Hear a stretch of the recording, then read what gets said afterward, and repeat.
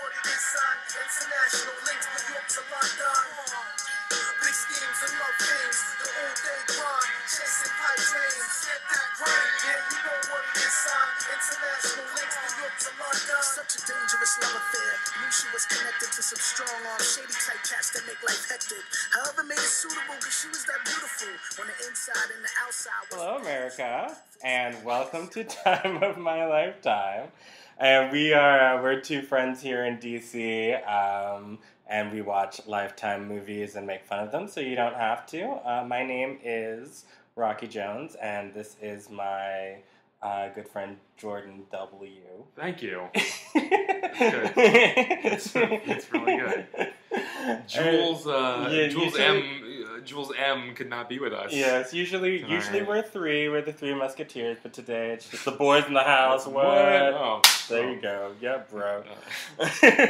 And we watched a movie that I think we have very, very similar but different opinions. Well, yeah, about. I mean, I don't want to get into... I feel like we had a big, long discussion about this before we started recording. Right. I don't want to get into a whole... We can't, because that took like an hour to have that discussion. I know, and clearly we can't do that. No. But I'm just saying, like, you know, I feel like... I wonder if we need to sit back and really reflect on what we're trying to do here. Because, like... Okay. I watch these movies because they're entertaining but they're funny, and like I don't want to take any message out of them. Okay? Well, okay. I don't want to get a message out of these movies. Well, okay, that's fine, but I mean, I think we just sort of look at we consume our media in similar but different ways. I also find, obviously these movies hilarious and entertaining and absurd. I just think that, like, the perspective I'm coming from is just a little bit different from yours as a gay man. Right. And you're a straight man, and I'm a minority. Right. And I'm a majority. You're a majority. Right. And I think we just, like, we come, like, just our point of views, like, coming towards these movies are just a little bit different. Yeah, but...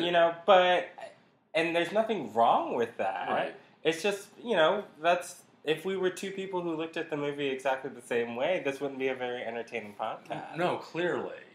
And I we're agree. a very entertaining podcast. Okay? Extremely. We are number one we're number one on our own Dropbox. On our mom's Dropbox. No, not even. My mom's never listened to this. No. She didn't even know it existed. She asked me, she was Yeah. like, "What's a I'm so excited. What's a podcast?" Yeah, And mine... I was like, it's a... So... We are men in our 30s arguing over Lifetime movies. So okay. Oh, we should talk. So the movie that we watched. I don't even remember what it was called. It's called A Dangerous Affair. From 1995. Starring Connie Sellecca and Christopher Meloni. Detective Stabler from SVU. Yes, and he looked good. He looked interesting. Well, his hair. It was weird seeing him with hair. That was weird, but his body was banging. Okay, yeah, he looked his weird. body looked good. He was.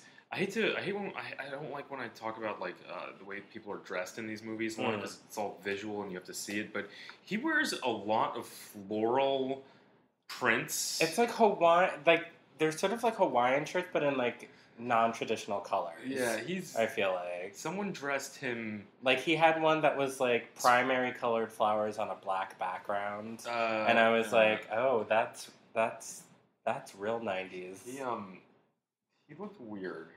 It kind of creeped me out. And then he looked strange. Who was the man, the boyfriend, the stalker? Yeah. Do we know what that actor's name was? Gregory Harrison, I believe. Is he in anything else?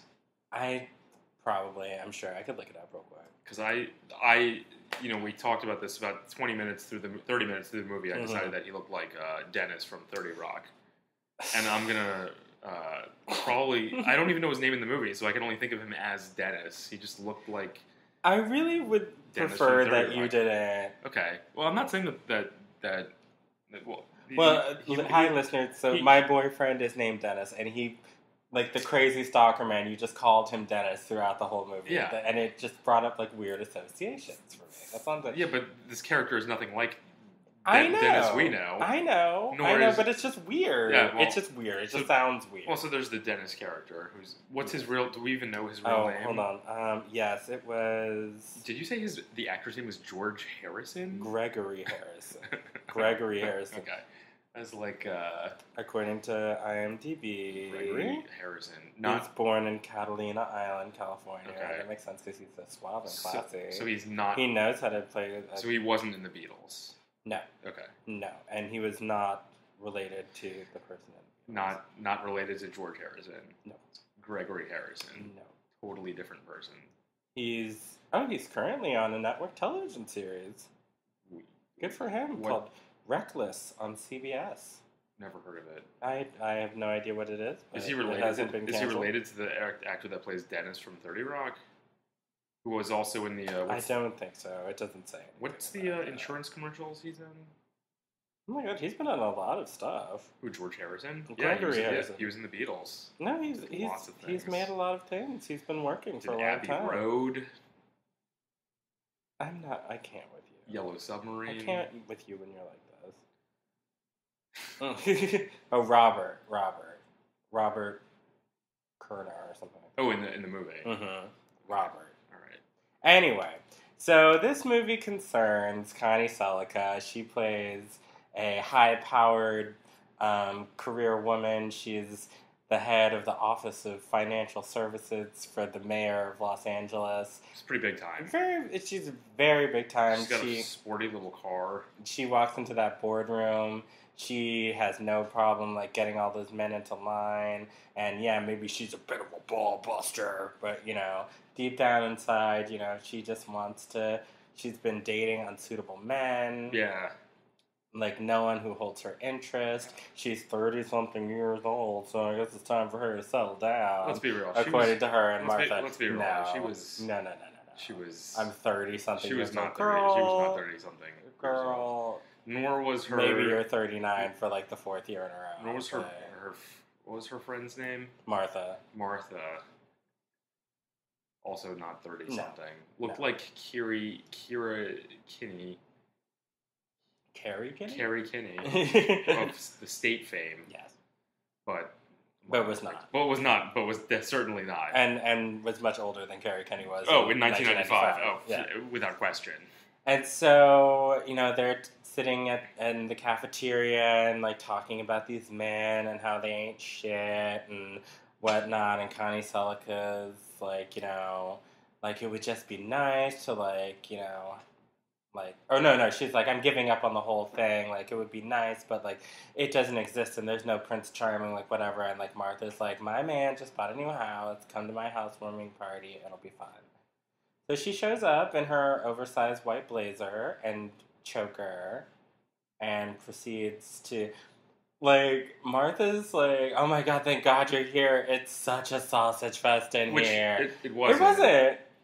There were a lot of women. There were a number of women. There was a lot of, there was a lot of women at that party. And also, there was a really nice house. It was beautiful. In Los Angeles. Yeah. Huge. Yeah, it was like Malibu or something. Which is pertinent to the... Oh, absolutely. To I think, the story. Absolutely. Well, when we meet... So she's at the party, she's standing outside, and she's watching the band, and all of a sudden this man... looking like a Bugle Boy commercial, like, exploded all over his face. Like, that outfit. Baggy khakis.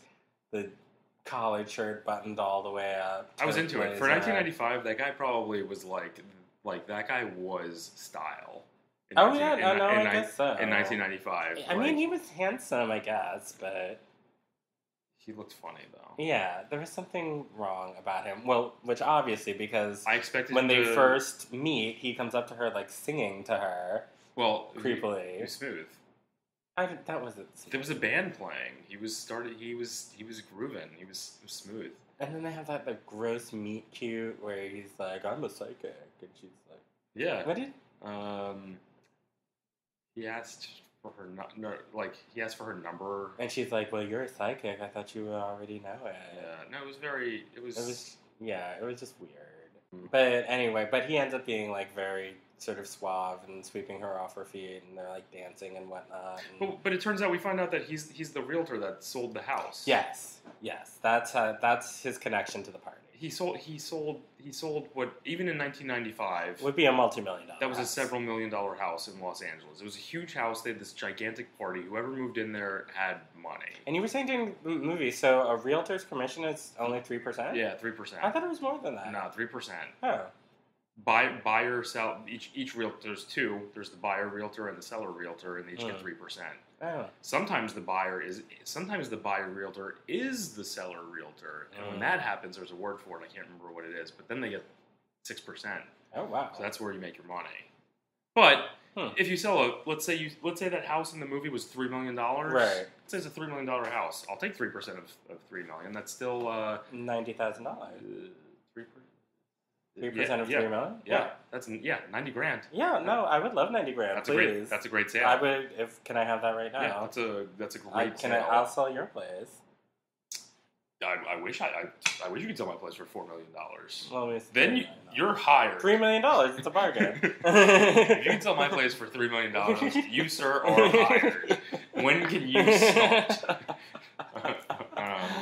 Well, probably not. Yeah, but we'll see. Boy, that would be well above market. So anyway, he gives her a yellow rose. She pricks her finger on the thorn. Like, I always forget about those. Like the thorns on roses. Okay. Well, because the yellow rose is he plucks it out of the party out of the arrangement. Yes. No, it's an arrangement of flowers. Right. It's not like a wild rose like growing on a bush. Like he just stole it from the party decoration. Yes. And she was like, "Oh, you're so sweet." Oh my god, that's so great. And then he proceeds to send her yellow roses every day. For like a week. And it's like, yellow roses are friendship. Yeah. You know? And each time, the arrangement got, like, bigger and bigger. Well, no. Actually, it was like, the first one was like a little arrangement, and then the second one was like a humongous arrangement, like after they had sex. And then they got smaller. They were reasonable again. Oh, after they were? That. Yeah. Okay. We're still sending them every day. Yeah, no, which is super creepy. Weird. Bro, you're weird. It's just weird. Well, at first, like, you know, it's like off and like weird and like not right, but like it's kind of sweet, I guess. And he's just like really like, you know, I want to take you out. Like, you know, tell me where you want to go. I take you wherever you want to go. And she's like, I want a meal with a nice view. And so then he takes that to me, and I'm going to pick you up in a limo with champagne at the door, wearing a tux and like a long ivory scarf. It looked like he was getting married. Yeah. Or going to the Oscars. Or going to like the opera. Right. Yeah. It didn't look like he was going Which, I mean, the opera, I guess, would be like a first date if you're like classy like that, but... Is that what people do? I don't know. Because we were like, is this like the first date for like rich people? Because he's like takes her to the top of a building. He rented out like a rooftop in like private. He had, like, downtown LA. Yeah. With like a concerto, like a string concerto or a string quartet. Like a fancy catered meal. Yeah. Like. That day cost weird him, like candelabras. That day cost him crazy lighting. That day cost him $10,000. Right? At least. It had to have. At least. I mean, you know, I normally take a girl out. It's like, all right, here's a $4 beer. Oh, you're weird. I'm out. You know. Yeah. Or this guy. We're like, oh, let's go to Shake Shack. Right. You know? Right. Yeah, exactly. Let's go to Shake Shack until we're bored. Right. You like burgers, right? Let's do this thing. Who's renting out fucking rooftops and shit? Like for a first date. For a first date, you don't know her at all. Oh boy. But I mean, he must have gotten like that $90,000. He must have blown that commission. He must have blown that check so quick. I guess he must have because like. Well, we'll find out later in the movie that he is pretty destitute. Can't pay his rent. 4 months behind. He's 4 months behind, so he owes the landlord $6,000. Which is only $6,000 to be 4 months behind for a baller apartment in LA.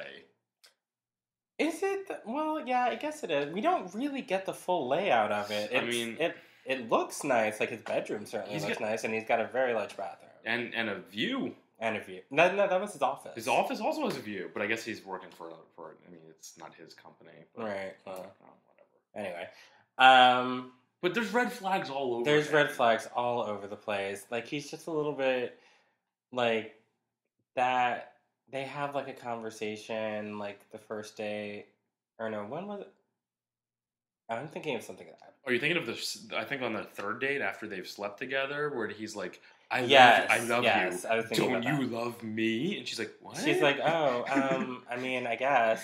Cool. And he's like, oh, you're the love of my life. Kissy, kissy, kissy in front of all these candles. Oh. So many candles. A lot of candles. Like, Five. Is there anyone, like, yes, a candle or two or three even in a nice arrangement. Like, that's cool. But, like, a whole room full of candles, I wouldn't feel comfortable, no, it was like getting down and, like, surrounded by candles. Right. That's terrifying. It's like you make one wrong motion and your bed and everything is on fire. It's an inferno. Right. And not of love. No. No, like a literal inferno of fire. You are burning to death if someone makes like just one wrong move. Why do people think that that's sexy? That can't be. Why do people who make movies like have they ever had sex? Well, that's just it. I don't think they were. Like I wouldn't be able to. I would look at that if I were a filmmaker and be like, I wouldn't be able to think of anything besides like dying of. Well, here's what you're of fire. Here's what you're not getting though. They weren't having sex. They were making love.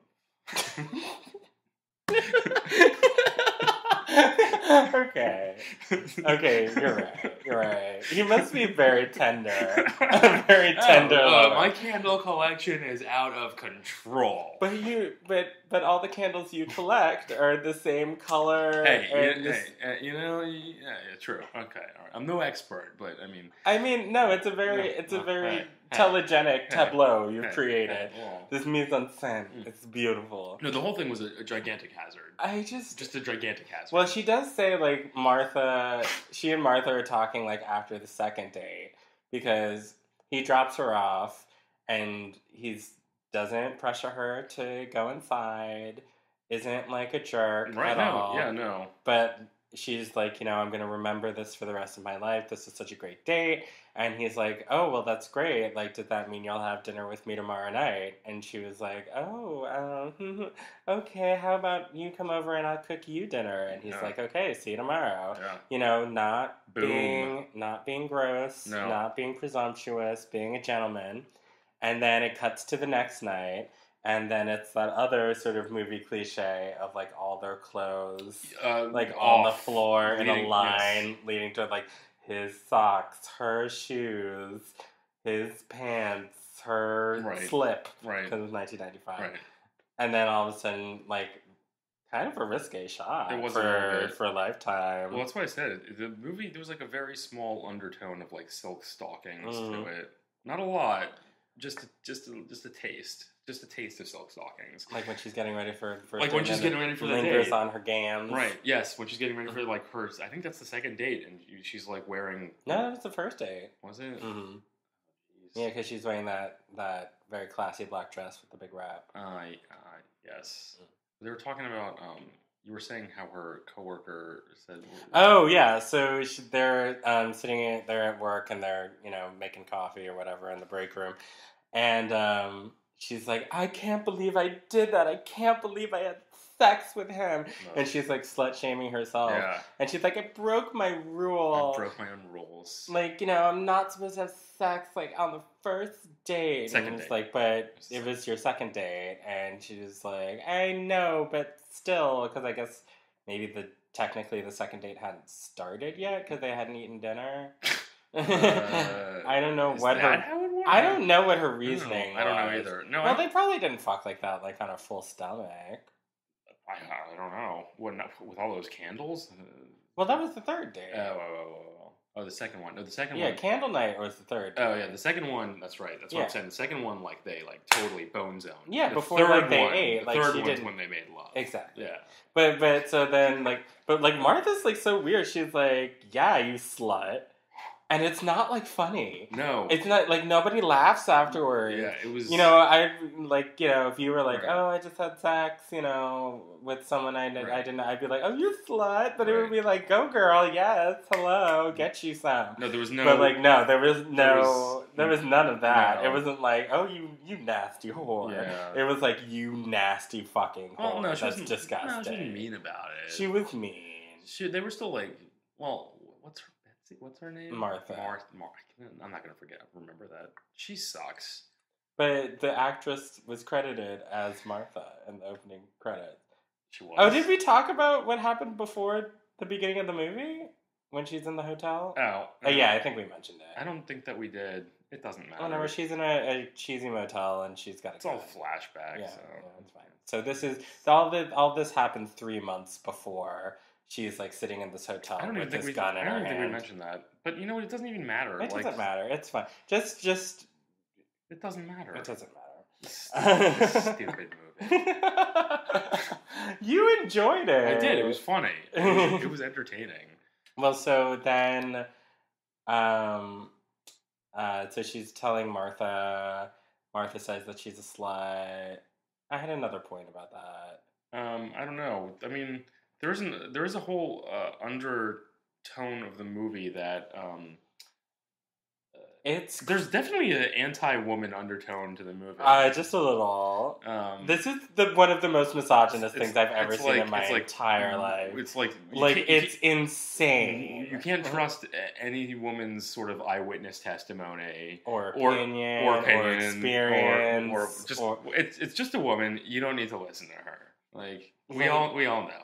Like it's insane. Every woman in the movie is demonized in some way. Yeah. Like Sharon, that's Connie Sellecca, the main woman. Like the psychiatrist is awful. She's the worst. She should not. She is. I don't know. She should. Worst. She should have whatever degrees she has. Taken away from her. The off-screen ex-wife, whose fault this entire movie. Right, the off-screen, yeah. Well, we should get to why this affair is so dangerous. And the mother, his mother. Oh yes, and his mother. Oh, his mother is why. Oh, all of this is his mother's fault. Yeah, it's really his obviously. Mother's fault. I'm sorry. Well, oh my god, this movie is so. All right, well, we should talk about why this affair is so dangerous. So, after the third date, he says that he's in love with her. She's all sort of caught up in just getting swept up off her feet and all of these things. Fourth date. Like you do in a Lifetime movie, that's meet the parents. That's the time for him to meet her mom. Yeah. Always meet the if you've known someone for 2 weeks or longer and they haven't met your parents, you're doing something wrong. It's just weird. That's just the way. I just don't understand. That's just the way these movies are. Wait, you've been dating her for like 2.5 weeks and you haven't met her mom? How? What? What? Oh no, honey. I swear, no. I don't know how many movies of that we've watched where someone's not meeting the parents within the parents or the children or whatever. Right, become like super close, like immediately to their family. Yeah, like this is Rob. We met at a party. It must have been at least 3 days ago. Yeah, and Sharon just, can you imagine that? Like, oh hey mom, this is my new boyfriend Rob. We met 2 nights ago at Cactus Cantina. He's the love of my life. He kept feeding me tequila shots, and I was like, no. And then I woke up the next day, and I was just like, I guess I love you. Like, what the fuck, movie? People move very quickly in these movies. I don't understand. It's so crazy. Not to call back to Praying Mantis, but just a real quick call back to Praying Mantis. It was like when the father to the son was like, me and Linda, we're getting married tomorrow. It's happening. I hope you can make it. Can you come? Like 16-year-old son. Whatever. What the fuck? Yeah. But anyway, so he meets the mom. She's like, oh, he's fabulous, honey. I love him. And she's like, I know, he just makes me feel like no other man ever. But then like very sketchy things start happening. Like we find out he has a son. Right. Like the waitress comes up to the table and is like, excuse me, Mr. Robert, whatever. Dennis. Mr. Dennis, I think is what she says. I hate you. I think she says, you have a phone call. Excuse me, Beeper King. But then it turns out that he just, like, gave her money to, like, just come up to the table and say that. Yeah, and I guess he wanted to seem like a big shot. I think that's what it was, because it was confusing, but I think it was just because he wanted to look more important than he really is, because we find out...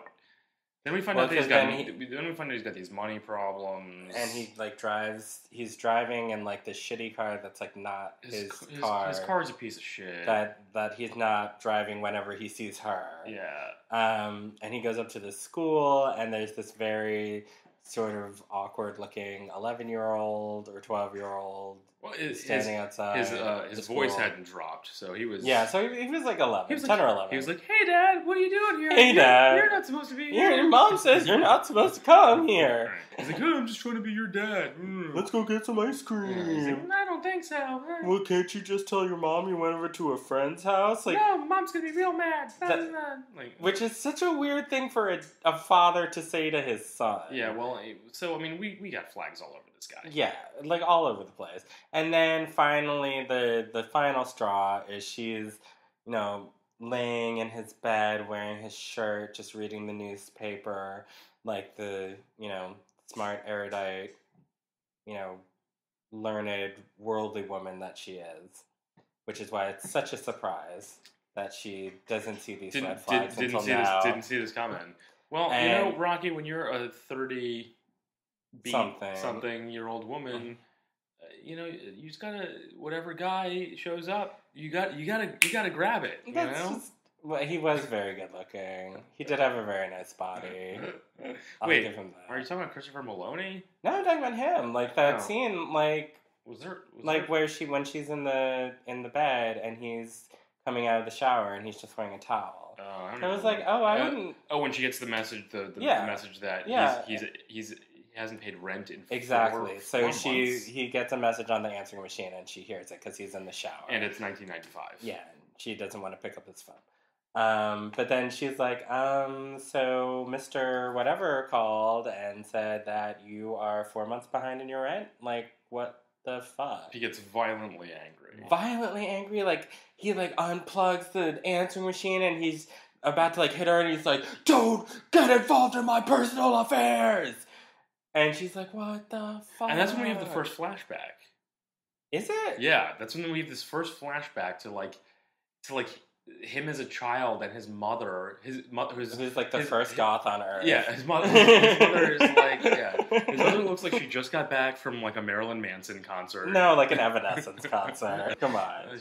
She's like berating him. Mm-hmm. He's like, and she's like brandishing like a belt, like snapping it like in his face, and he's just in a corner, like very, very scared and timid. But then like you flash forward back to this flashback that we're in. Yeah, right. Flash forward to the flashback. It's a flashback inside of a flashback. So it's his flashback inside of the flashback that is the movie. That is the movie. Oh man.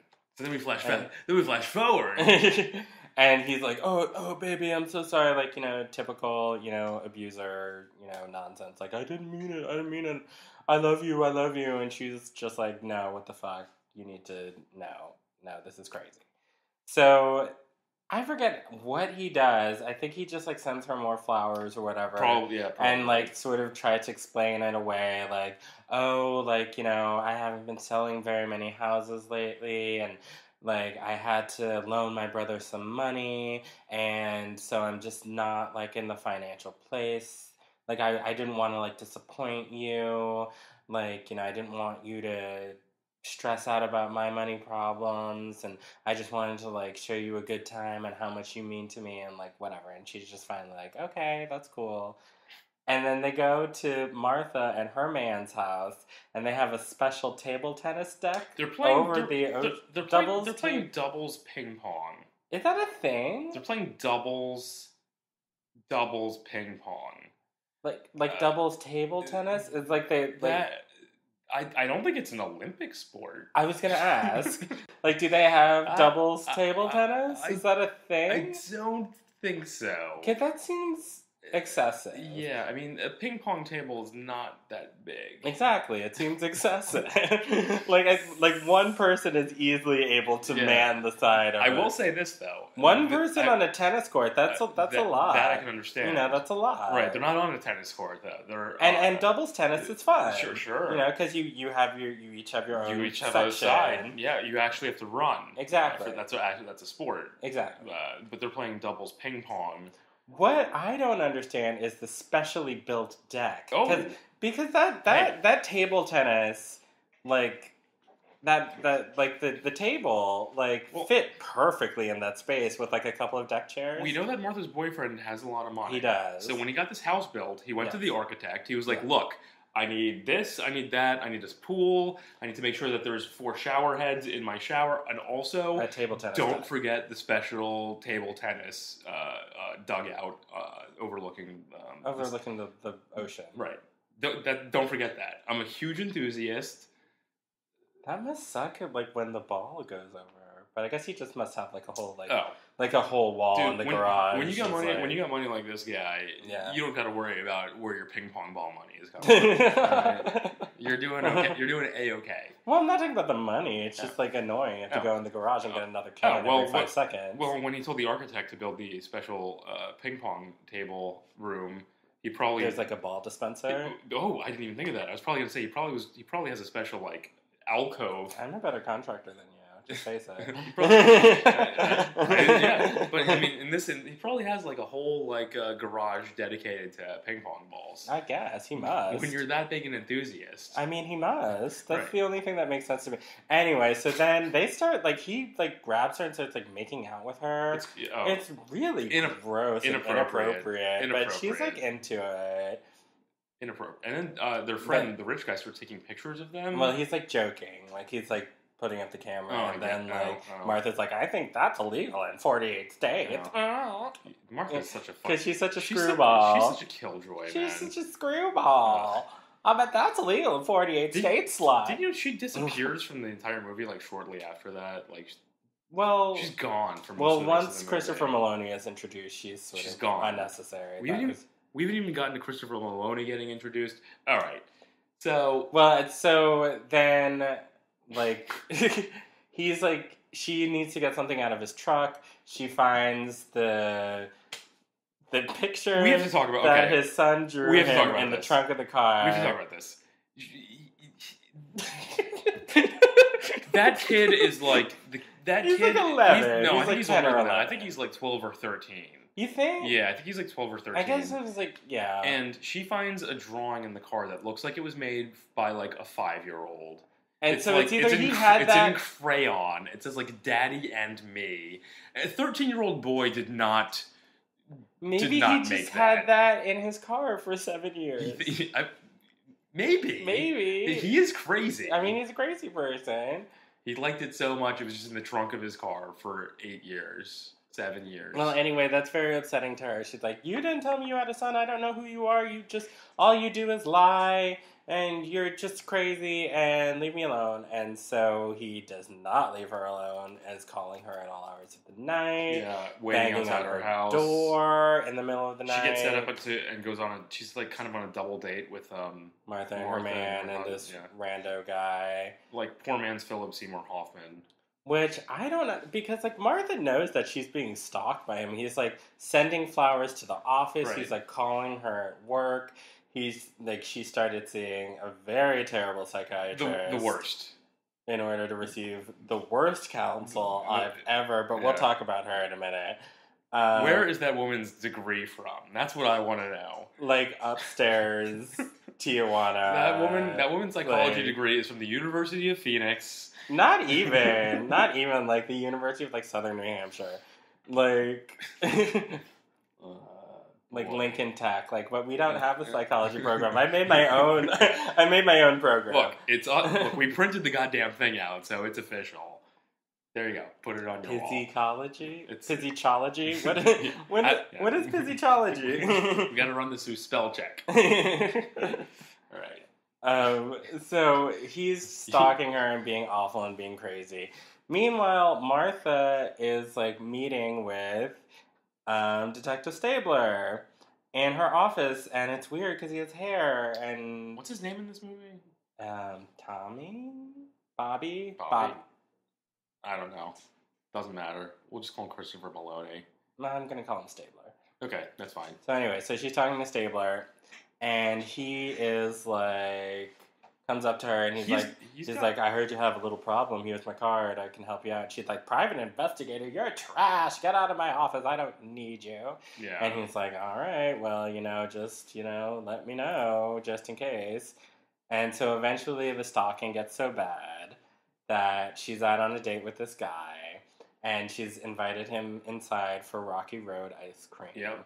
Which is so strange that she's even on a date with him. It is. Because she's being actively stalked. And she's like, maybe this guy will be all right. Yeah, sure, strange man. Why don't you just, this guy is literally, outside my windows watching me every night, calling me, telling me that he's in love with me, is literally a psychotic person. I'm not calling the police for some reason, by the way. They'd only dated for 3 weeks. Yes. And this isn't us guessing. She states that. Mm-hmm. They broke up after 3. She broke up with him after 3 weeks. Yes.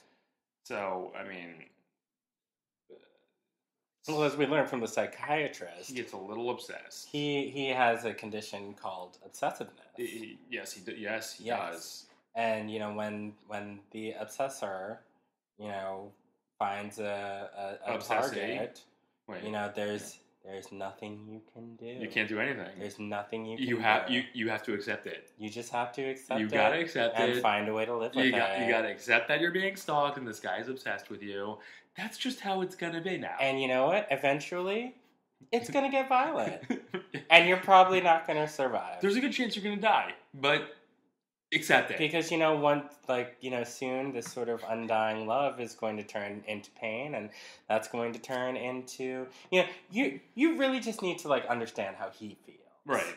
I realize you're being victimized in this particular instance, but what you really need to do is just sort of understand and be sensitive to his perspective. To his perspective and his feelings as he's stalking you. Yeah. This is the psychiatrist. Yes, that's the psychiatrist's position. This is the woman supposedly with a degree of... Who's being paid to treat her. Right.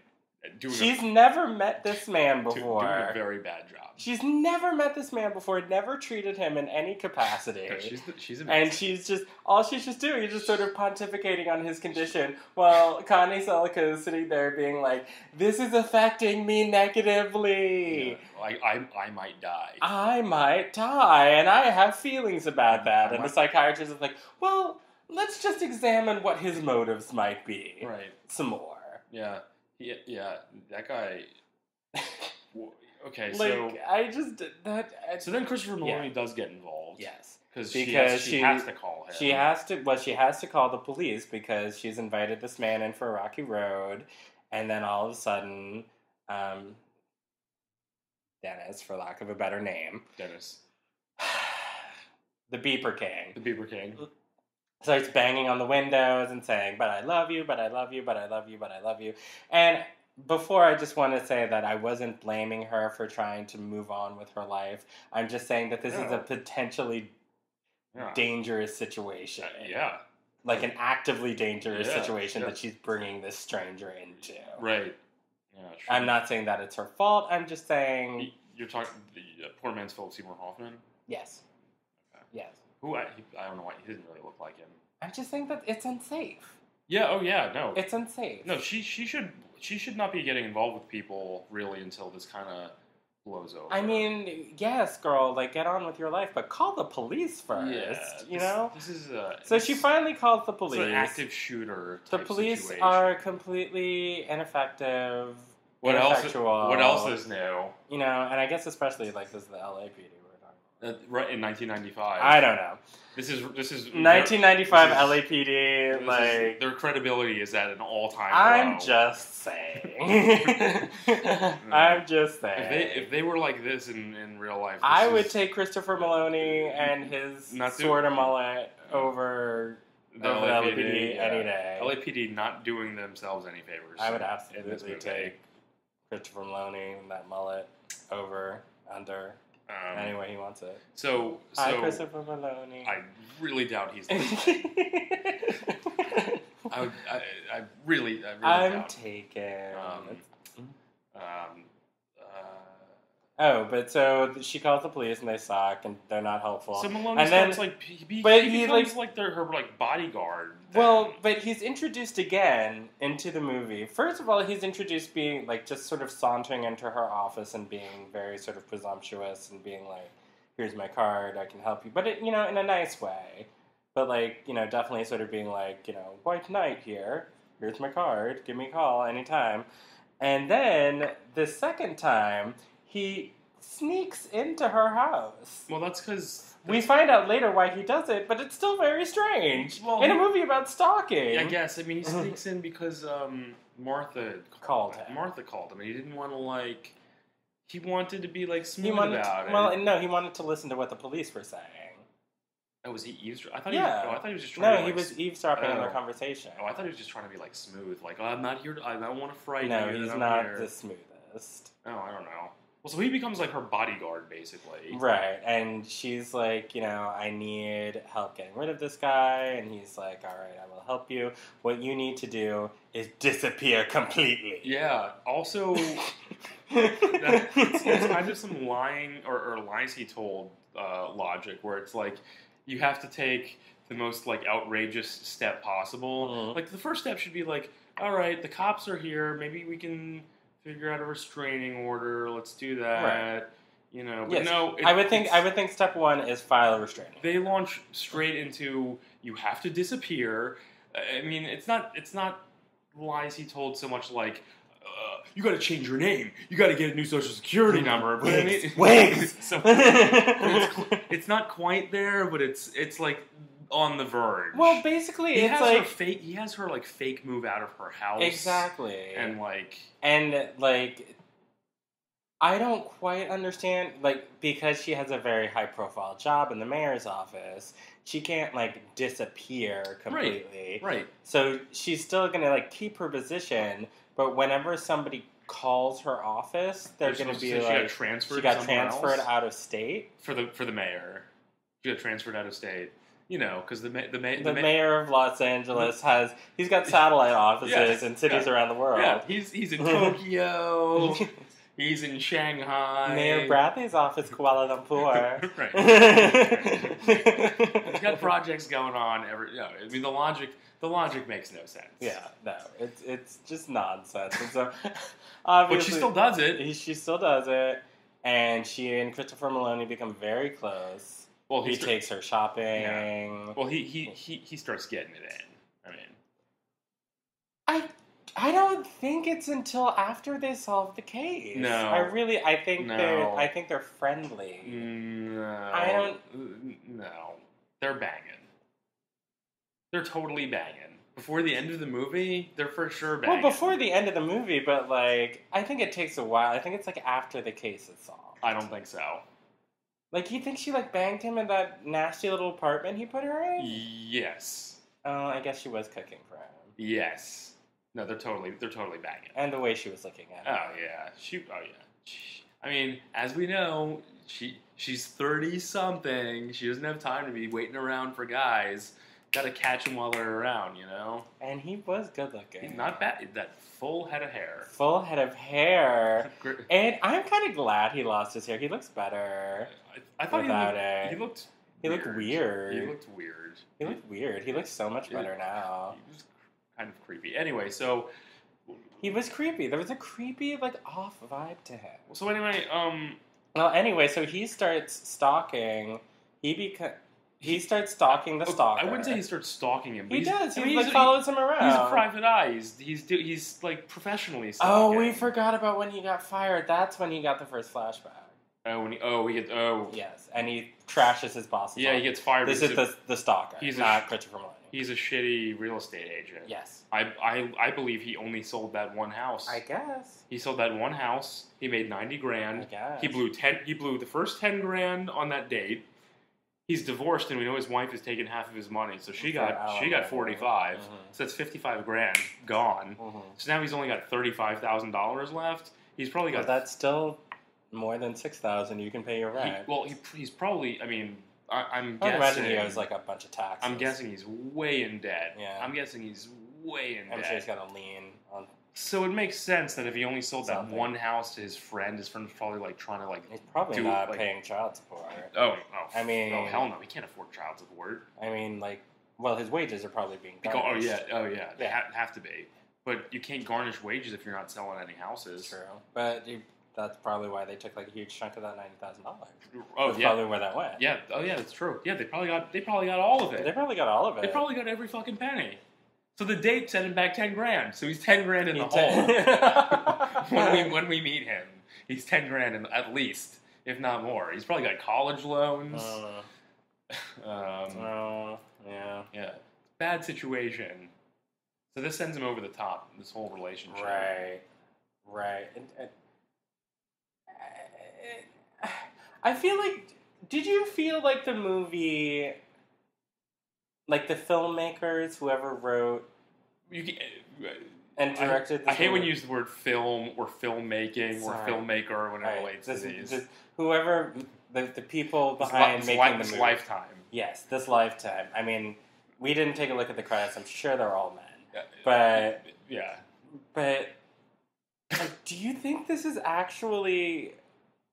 Because the like, do you think that they took the psychologist side... The psychiatrist side. Who? The people that wrote this like, movie? We're supposed to be sort of sympathizing with him. With him? And, like we're... Like, they're taking a very sort of, like, Stephen A. Smith sort of, like, well, look at what she's doing to, like, provoke him. You know, and his craziness. That's a good question, because I feel like... We get the couple flashbacks, his flashbacks to his childhood, for us to... From his, like, crazy mom and him being abused. Mm-hmm. So are we supposed to feel sympathetic towards him? Because we don't get any sort of ideas about like what Connie Sellecca's life is besides him, and that she works.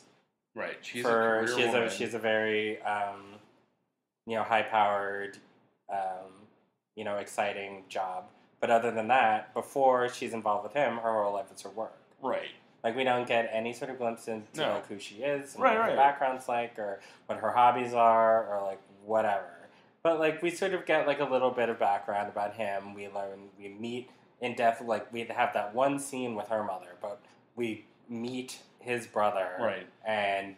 Also his lawyer. Who is also his lawyer. Who provides a little bit of, like, exposition. Yeah. Like, yeah, you're crazy, I'm crazy too. Like, she made us that way, or whatever the fuck he says. Right. Like, it seems like this is a movie where we're supposed to be like, yeah, he's crazy, but... And that's what drove me so crazy about it. That's what made me so angry about it. Well, it's like Stephen A. Smith the movie. Yeah. Like I understand that. I didn't feel sympathy for him. No, of course not. Do you think that we, the viewer, are supposed to feel sympathy for him? I think maybe we, like the viewer in 1995, are... I mean, I don't... I think we are. I think we are. I don't, but I think maybe we are, because why else include all of those flashbacks? Exactly. Scenes? Like, this is the way he is, right. You guys. Like, so it's just, you know why he's like this? Some other woman's fault. Exactly. His mother, his ex-wife. Right. Why didn't she just return his calls? Right. So, like, it's just crazy. And and the scene, I'm sorry to keep, like, harping on this, but, like, there's a scene where, he, like, follows them to a restaurant. The stalker follows Christopher Meloni and Connie Sellecca to, like, a restaurant. It's a setup. He's got it planned. Yeah, it's like a setup. Yeah. And he gets Christopher Meloni to punch him, and the police are called, and the stalker guy... Dennis. Is like, we've been dating for a few months, we've been having problems, and now she's seeing this guy, da-da-da-da-da. Christopher Meloni is like, he's been stalking her for months. I've just been trying to protect her and keep her safe, and he got a little too close to her. Not once does anyone take her statement. No, she doesn't even... It's just like... She's just sitting there. It's just like the police officer's like, well, we have no way of figuring out what happened. Right. And she's just sitting there. She's just sitting there. Say a and then word. Finally, like, the officer in charge is just like, all right, went down to the station, including her. Should we bring the woman involved? Yeah, okay. No, whatever. Like, what? That's like crazy. this could be cleared up in 5 seconds. Yeah. Well, and the other thing is too, they I didn't understand a lot of that because there are police reports. Like she's already called the cops on him. Meloni's working. I don't think she has called the cops on him before the date. But Meloni's, before she went on the date with that other guy. But Meloni's talking to the cops though about it. So like it's not like there's no. But the cops don't really trust Meloni. It's not like there's no record because he used to be a cop. Like remember when he first came in and they were like, Meloni, what are you doing here? Oh yeah. And they're like, he used to be at the academy, and then he's like, and then I quit because I got some sense, or whatever the fuck he said. Let's wrap the movie up because it's mostly basically there's an elaborate setup. Yeah. At the end to catch him on tape. She wants to catch him on tape, being abusive crazy, and stalkering, and saying I guess. Crazy shit, I guess. But so he comes to this seedy motel where she is, and she's got a gun. Yeah, and basically she's got a loaded gun. She doesn't want to take the gun out. At first, she wants to reason with him, and then I guess he kicks through the window and breaks into the room she's in. Right, when he didn't have to do that at all. No, but he does. But he does. And then it's they're fighting, and then somehow they get outside, and they're fighting some more, and he's about to kill her, and she shoots him. No? No. Well, she tries to shoot him, and they get into a tussle, and he ends up getting shot in the leg. And then Christopher Meloni and the cops get there, and he's running from the cops, and he gets hit by a car. Oh, right. And presumably dies. Yes. The movie... Right, because he's chasing her across a freeway. It's like a street. Well, it's a large thoroughfare. Yeah, so he's chasing her across a large... La Cienega. Yeah, gets chased across a large street, gets hit by a car, and presumably... Not like the 405. And presumably dies. And, before the epilogue, the second to last scene is a far shot zooming out, and there's a body on the ground with a tarp. Right. With a tarp over it. Yeah, a beige... As in, this person is dead. It's dead. This is a dead body. And then the epilogue of the movie is she's 2 married. 2 years later. In Houston. In Houston, she's moved. She's married to Christopher Meloni. She's got a baby. The last line of the movie, which I wish I had because Martha's visiting. Visits with her new man. Right. I guess she broke up with this man with the house who has the crazy realtor. Right. And they're walking into the house oh, it's so good to see you. It's so good to see you. The camera's panning up. What does she say? From the house, and she goes, "Oh, Martha, you need to get married and have a baby. I've never been happier." Right. It's amazing. The end. Well, almost. Not the end, because that's the last line of the movie, which in and of itself is crazy. Brilliant. But then the movie... then Pant shows her car, and you just see a hand leaving a yellow rose on the windshield under the wiper. So it's under the wiper. So it's were they setting up for a sequel? Is he not dead? The Dangerous Affair trilogy. If he's not dead, why was there a tarp over his body after he gets hit by a car? I don't understand. We need to see if Dangerous Affairs exists. Oh, yeah. Because they were... I can't imagine anyone spent money making a sequel to that movie. What do you think the sequel would be? Let's make the sequel to that movie. Yeah. Let's us do it. Yeah. Who do you want to play? Christopher Meloni. Yeah, you'd make a good Christopher. We got the same hair. And Russ can play Dennis. Yeah. Yeah, he'd be really good at that. Yeah, Dennis should play Dennis. No. Who would I play? I'd play Martha. And Jules can be Connie Sellecca. Yeah. It's a good movie right there. Yeah, so... that's the movie. That's the movie. In a nutshell. Well, so Jordan, let's get to our bits. So who was your favorite character? Do you have a favorite character? I was thinking about this a lot when I was watching the movie. My favorite character was the psychiatrist. Why was she your favorite character? She was the worst character in the whole movie. Because she's amazing. She's hilarious. I love when psychiatrists or psychologists or whatever she was give the absolute worst possible advice. That psychiatrist. It's not even though like she was giving like really bad advice.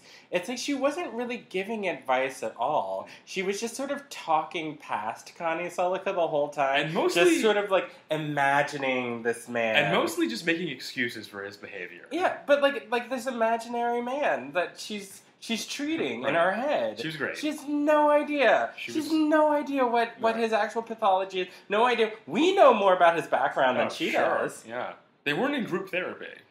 No. So who's yours? I think I'm just gonna have to go with the woman who started the whole thing and his mom. Because we learned in his mom. Yeah, in the flashbacks. Yeah, the stalker's mom. Okay. Because like, first of all, she looks like the girl from Evanescence. Goth mom. Uh-huh. Yeah, goth mom. Yeah.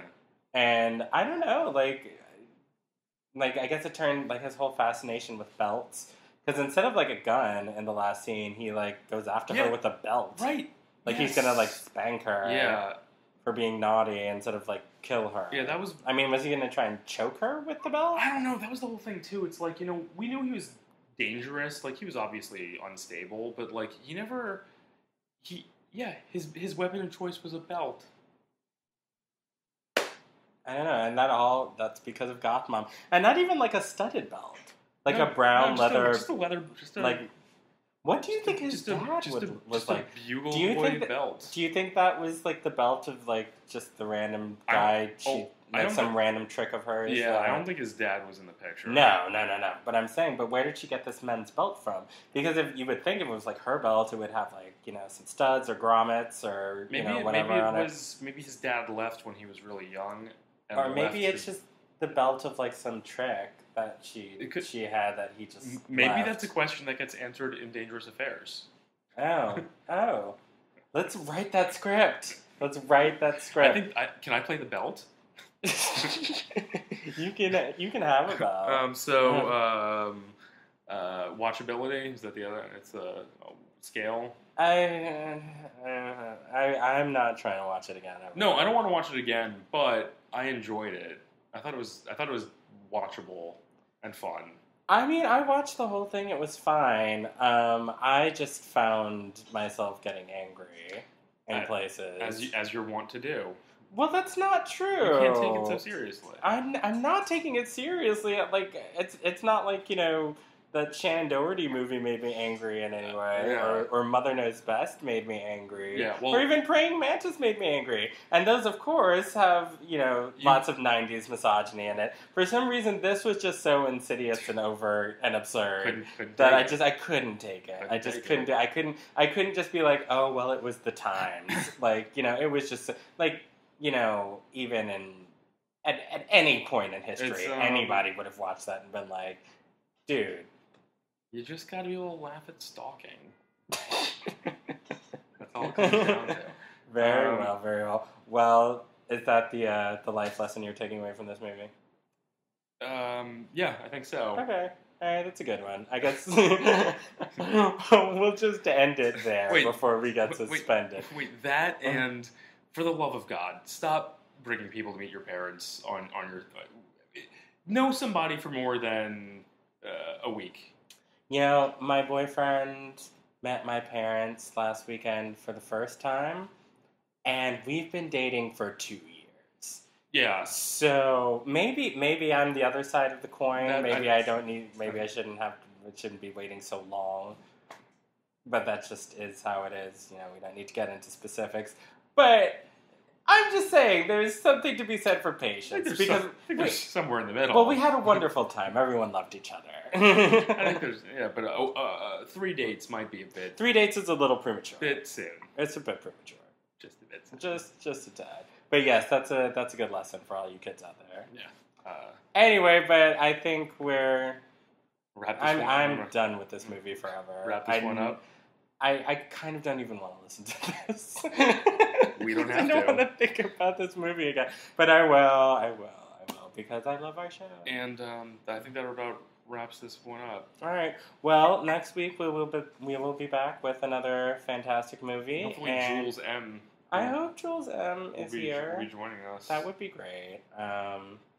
But if not, maybe we'll have like a special guest. Well, we'll see. We'll see how we feel. Christopher Meloni. Christopher Meloni, if you're out there, oh my God, please come be on our podcast. You're totally invited. Anytime. Open door. Open door. Okay, all right. Let's shut up because we're being crazy. All right. Well, I'm Rocky, and this is Jordan, and thanks for having me over as usual. Jordan W. Thanks. I enjoyed the movie. Oh, good. I'm glad. Well, we will see you next time. Until next time of my lifetime. Bye, America.